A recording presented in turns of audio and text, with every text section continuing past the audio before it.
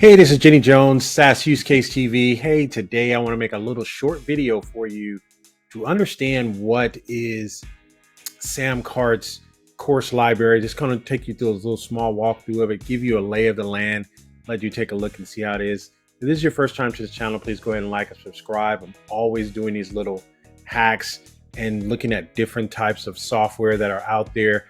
Can you utilize them for your business? Can you grow your business? So again, hit that like, subscribe button. You never know what I'm going to do next. Let me know in the comments some of the software you got so I can go ahead and do a video review on it. Now, let's go ahead and get into this quick walkthrough of the course library for SamCart. Okay, now that we've made it over to my desktop, this is pretty much the course library right here. And what you have, when you come into SamCart, you have your basic navigation menu up here. And then you can find it if you do have it, well, you should have it. You just come to apps, right? And then you go to course app and it'll bring you right here. So this is your course library for all the courses that you have in SamCart. The beautiful thing and what I love about what SamCart does is you can take someone from a checkout page and automatically enroll them into a course without them ever having to get a email confirmation or anything like that. That's what they do that's really, really different and unique and what I like about it. So what I'm gonna do is, so this is the course library. What I'm gonna do is I'm gonna show you what it looks like to your actual client. And what you do is you click here. I don't want anybody coming to my course library, but what you do is you click here and then you can share that. So that's what you would share with your clients. If you sent out an email or something like that, you can actually share your link with them. And I'm going to show you probably in another video how you can hide your link and make your link discreet. You don't want a long link going to your clients. And what you could do in some of the email software they have out there is you just highlight the words you want them to go to, and then you go inside there and you put the link inside there and you hide it inside there. So that's a good thing to do.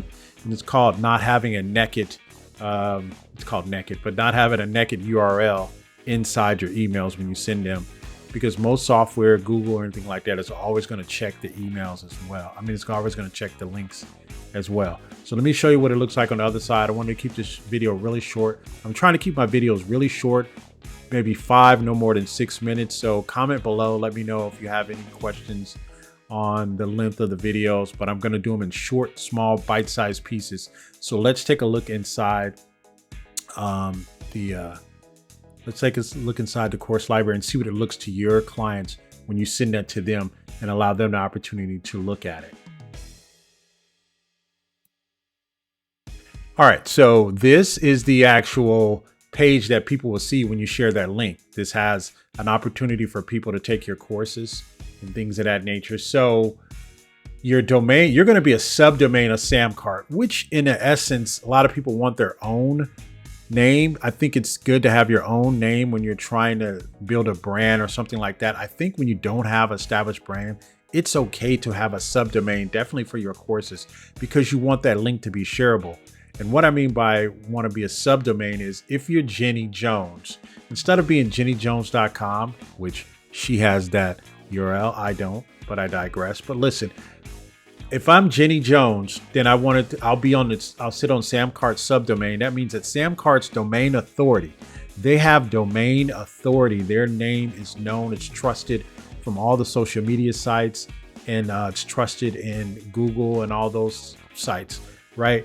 So it would behoove me to sit on their subdomain so that when my link becomes shareable, it has more weight and it's more valid. If I was trying to share jennyjones.com and I just got it and I just started a course, then it's not going to have any domain authority. It's not going to be trusted by a lot of social media places. So it's always good to share the subdomain with them for a little while. Everybody knows you don't have your own stuff. You're not that big yet, but I think it's important to know that. And at the same time, you still can be building your domain authority. I'll probably do another video on that to show you kind of how you build up your domain authority. But I just wanted to share with you that you will be on a subdomain, and it'll be .samcart.com, and it'll be /courses/directory. And that's when you share it. That's what'll come. So this is what comes up when people come to mind. And then what happens is they come here and it's going to say learn more, right? And it's going to give you different prices. Like for this one, the next level ebook course, right? Or my how to 2x your coaching and consulting business. 8 videos there, 8 videos there, right? And so, and when they click on it to go to learn more, it's going to give them, I've obviously went into my own course because I always test out my own courses just to make sure that they work out properly. So I had to enroll in my own course. And so this is the next level. And then you'll show a thumbnail there, and then you'll have a little opportunity here to write some copy there, kind of say what it does. This book is for beginners and intermediate coaches and consultants looking to 5x their revenue, right? And so then it has welcome to the course creator, introduction to bio, chapter 1, chapter 2, chapter 3, chapter 4, and so on and so forth. So I'll probably come back. Let me know in the comments later if you want me to show you how I constructed this entire course from beginning to end. Please like and subscribe. I'm going to be doing a lot more courses and walking you through a lot more tools in this channel. If this is your first time here, please like and subscribe. I do a ton of walkthroughs on all different types of software out there. Let me know in the comments if you're trying to look for something in particular. Hey, this has been Jenny Jones. Thank you for joining us here on SaaS Use Case TV. Until next time, goodbye for now.